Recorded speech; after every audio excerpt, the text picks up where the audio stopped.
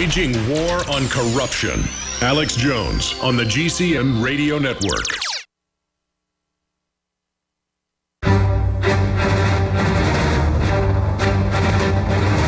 Big Brother, mainstream media, government cover-ups. You want answers? Well, so does he. He's Alex Jones on the GCN Radio Network. And now, live from Austin, Texas, Alex Jones. Welcome back to the Alex Jones Show. I'm David Knight, your host today. We're going to have Alex Jones and Joe Rogan at the bottom of the hour. But I want to break down a little bit of news today. I guess we've got so much weather news, I guess you could call it, with the earthquakes going on. Let's have a little bit of sports as well. We've got a story from the New York Daily News. Obamacare curveball. They point out that there was a game last week between the Cubs and the Giants. They had an epic 4.5-hour rain delay, they said. And the problem was that the ground crew couldn't cover the playing surface before the downpour. Now, it turns out this is actually a story about Obamacare in reality, because they said earlier in the night, the Cubs management had sent home 10 workers that would normally have covered the field so that it wouldn't have been totally trashed by the rain. They'd sent home 10 workers in part to keep them under the 30-hour-per-week limit so they could avoid paying health benefits under the Affordable Health Care Act. So there you go. If you think that it really doesn't matter, if all you want to do is sit there and watch sports, well, you know what? You're even going to have an effect on your sports. And, of course, it is going to affect everybody. It's going to affect a lot of people who are working minimum wage jobs. Many of these people, rabid Obama supporters, are going to find that they now have to work 2 jobs because they can't get more than 30 hours from their employer. That's just one of the adverse effects of Obamacare. Of course, the worst part of it, in my opinion, is the idea that we've got a president who can essentially, by executive order, or a government can go in and make you buy things. Now we've got Obama talking about using executive orders to push through his amnesty for illegal aliens, threatening to do that while the Congress is on vacation. Now, I want to give you this news because we're talking about earthquakes. We're talking about the fact that people in San Francisco only got a 10-second warning about that. We want you to understand that it's a possibility that it could happen even on the East Coast, and you need to take some preparations because 10 seconds isn't going to allow you to do anything in terms of preparing in case the infrastructure goes down. But we also want to warn you here at InfoWars about other things that are going to immediately affect your health. This story that was up on Friday, came up late on Friday. A common antibiotic is linked to sudden heart deaths in the UK. They said a Dutch study found that people who were taking clarithromycin, I think if I'm pronouncing it correctly, were 76% more likely to die than those who were taking penicillin. And the risk was greater in women who were more than twice as likely to die. Now, this drug, clarithromycin, is used for respiratory infections. And they say that these were the dosages that are typically prescribed in England, 2.2 milligram dosages. So that's something, if you've got anybody that is taking that, you may want to read very carefully the warning labels. Always read the warning labels and take them seriously. I know that my mother had a debilitating stroke late in life from an antibiotic that she took. So I can certainly understand that this would cause sudden heart deaths. It was... Actually, you read these long lists of things or hear them on the commercials from the pharmaceutical companies. The antibiotic that she took caused her to have a massive stroke as a direct result of that. There's also a story that's up on InfoWars today. CDC whistleblowers, vaccines, and autism link may be silenced forever. We had news breaking last week from, it was a report from John Rappaport, and he was talking about how a particular whistleblower who worked for the CDC was about to go public with a link that the CDC knew of between vaccines and autism. And, of course, a lot of people have been pointing this out. There's a lot of information about this, but it would be something for actually to have a CDC document. He actually named the whistleblower, saying it was William W. Thompson, Ph.D., but now it looks like after he's been fired, it looks like he may also have been silenced. So you may want to look at that article. Yet another data point and the link between vaccines and autism. Stay with us. We'll be right back. We've got some other breaking news, and we've got Alex Jones and Joe Rogan at the bottom of the hour. Stay with us. I'm David Hall, founder of Diamond Gusset, where we are proud of our 100% grown and sewn American-made jeans. Whether you're out for dinner, working on the farm, or on the road, Diamond Gusset Jeans offers a full spectrum of style and sizes for any occasion. Our loyal customers enable us to continue sponsoring Liberty Media outlets. Use promo code FREEDOM to receive a 15% discount at gusset.com. In Liberty, David Hall, Diamond Gusset Jean Company. Tell folks how you got introduced to Super Male, and then when Super Female came out, tell us what happened. After I saw such a huge positive change in my husband, I had to try it for myself. Talk about the effects. I feel great when I wake up in the morning. I have drive to go to the gym. I feel like I look better. I feel better. I feel sexier. I love it. Even if you don't believe in supplements, take the challenge. Get a bottle of Super Male, a bottle of Super Female. Check it out for yourself. Consult your physician. Visit InfoWarsLife.com today. This is life-changing. General, what do you think about the FBI saying that there's a terror alert on Monday about a potential Fort Hood situation? The police are shoving people, shoving Alex, shoving the crowd. Here we go, folks. I'm being assaulted. Whether it's the radio show, the news websites, documentary films, or the nightly news, InfoWars is the tip of the spear. Is this another false flag stage attack to take our civil liberties and put more homeland security while sticking their hands down on pants on the streets? It's up to us to set brush fires in the minds of men and women everywhere. And that's what PrisonPlanet.tv is designed to do. You watch, the Assad regime is going to be blamed or accused of using chemical weapons against the so-called rebels. What we see now is a war against reality. It's a war against the truth. It's more vital than ever that supporters of freedom become members of PrisonPlanet.tv and share their membership with up to 11 friends and family. Visit InfoWarsNews.com today. Become a member, share your membership, and help take the InfoWar to the next level.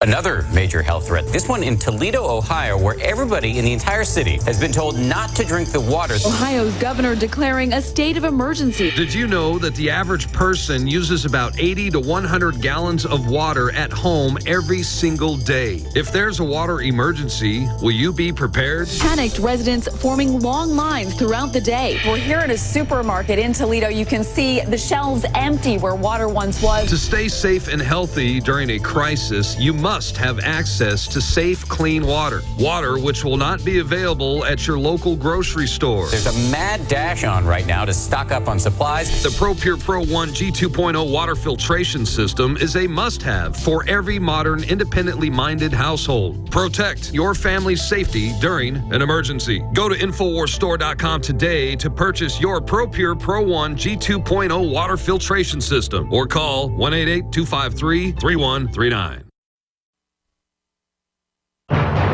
He's the T-Rex of political talk. Alex Jones on the GCN Radio Network. Welcome back to the Alex Jones Show. I'm David Knight here in Austin. We have an interview that's coming up at the bottom of the hour. Alex Jones will be talking to Joe Rogan. You don't want to miss that.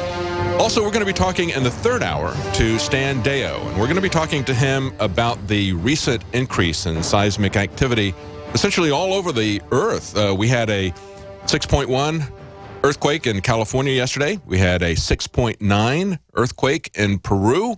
We had Iceland issuing warnings about an imminent volcanic eruption up there. So we're going to talk to him about what's going on with that. And of course, there was a news about the Western drought. They found, researchers at Scripps Institute of Oceanography at the University of California, San Diego, found that they could use GPS data to determine the extent of the drought out west, especially in California. It's reached epic proportions there.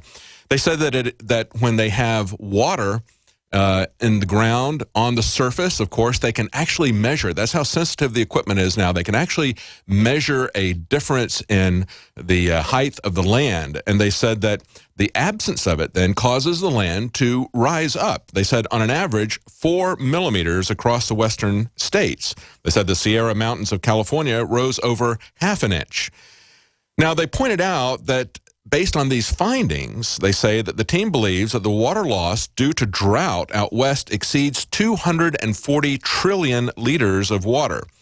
to give you a perspective as to what that is, because nobody can really kind of imagine that. But they point out it's like covering the western half of the United States, with a layer of water 10 centimeters deep. In other words, about 4 inches.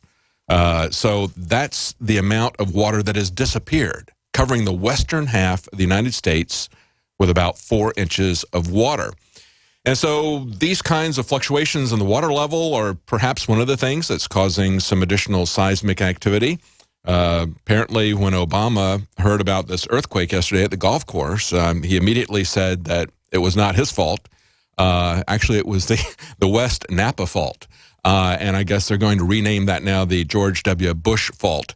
But we're going to be talking to Stan Deyo in the third hour about what's going on all across the world. Now, of course, there's other types of weather news, and that is the global warming. There was a geoengineering conference just last week in Berlin, and I wanted to get to it last week, but we never were able to get to some of the papers. And I just wanted to mention this one particular paper is all we've really got time for.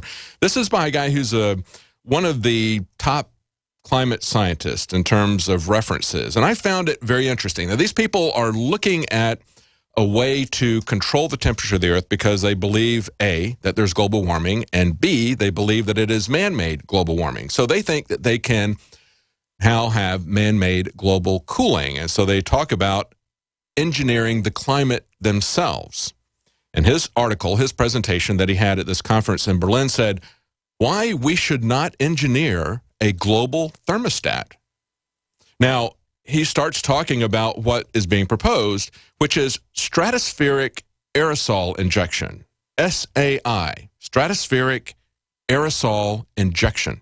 In other words, what we would call chemtrails, or what some other people have called persistent contrails. This would essentially be interjecting chemicals into the stratosphere to try to make the Earth cloudy, to adjust the temperature.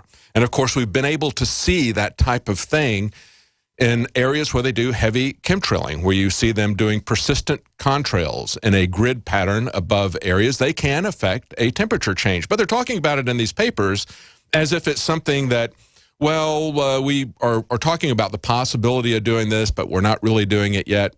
No, they're doing it. It's the same thing that the NSA did. They always want to talk about, well, you know, we're not really listening to you. We're not really breaking the law. But, you know, it would be good if we changed the law so that we really could monitor you all the time. It's not really happening, but here's what we are thinking about. Here's what we're planning on doing. But he points out that the risk of putting in stratospheric aerosol injection, he says, is a triple fantasy. This guy is actually not in favor of it, even though he believes that there's global warming and he believes that it's man-made. He's not in favor of geoengineering. He says it's a triple fantasy, that the risks of changing the climate can be diffused effectively by regulating global temperature. He says, secondly, that the world could ever agree on a level to set the thermostat. And third, that the unintended consequences of such intervention are manageable.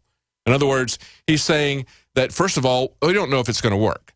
Secondly, we don't know what the consequences are going to be. And then thirdly, who gets to set the thermostat if we're going to start changing the climate of the Earth? And he points out a couple of interesting analogies. He said, let's look at experiments. He said, we always do experiments are entered into because the outcome is not known. What's going to happen to patients who get a new drug? Are crops going to grow faster after we give them a new fertilizer? He says, we're going to just start doing this, and we're not really going to have a way to test it. And that's exactly what I believe they have been doing. And many of us who have been watching the chemtrail situation, of course, now I guess we could sound more scientific if we called it stratospheric aerosol injection. Maybe we just need to change what we call it to get people to take it seriously. But he concludes and he says, Aldous Huxley's 1932 novel, Brave New World, can be understood as portraying either a too perfectly controlled utopia or a brutal and inhuman dystopia. He says, I compare Huxley's tale with the vision behind the technology of stratospheric aerosol injection and other global sunlight reflection methods. In other words, are we going to try to control this into a utopia, or is it going to be a dystopian thing? And he points out that there's plenty of things that we could do to try to make life better on Earth just by looking at how governments and other institutions are affecting, for instance, our personal liberty. It's a very dangerous path that they're going down. And so they're actually, in this conference,